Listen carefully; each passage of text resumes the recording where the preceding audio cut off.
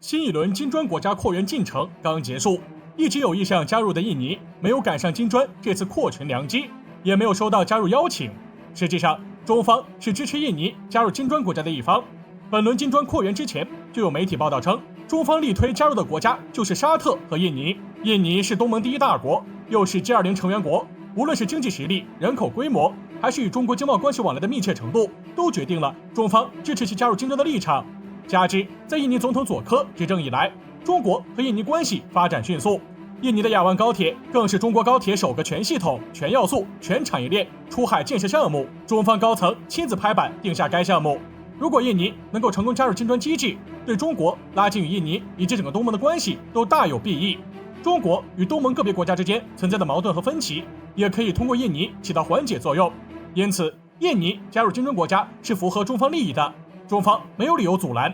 金砖5国对印尼加入金砖持异议的是印度。早在金砖国家领导人峰会召开前，印度就反对印尼和沙特加入。印度方面认为，应该在制定严格标准之后再谈扩员事宜，任何扩员进程都要所有金砖国家达成共识。不过，印度同意两国设置观察员国地位。有分析人士认为，印度方面在扩员程序上做文章，其实是一种托词。印度不支持印尼加入金砖，主要原因在于印度本身对伊斯兰国家存在偏见，且十分警惕。而印尼又是全球最大的伊斯兰国家，随着中东多个伊斯兰国家加入，再引入印尼不符合印度的国家利益。此前，巴基斯坦表态有意加入金砖，印度方面明确提出反对，有部分原因也出自于此。此外，没有抓住本次扩员机会，印尼自身也有责任。虽然印尼方面很愿意加入金砖，但一直没有正式提交申请。这种情况下，印尼自然不会成为优先考虑对象。然而，印尼方面却误认为这次没有成功加入金砖是中国等国不够给力，没有在其中发挥推动作用。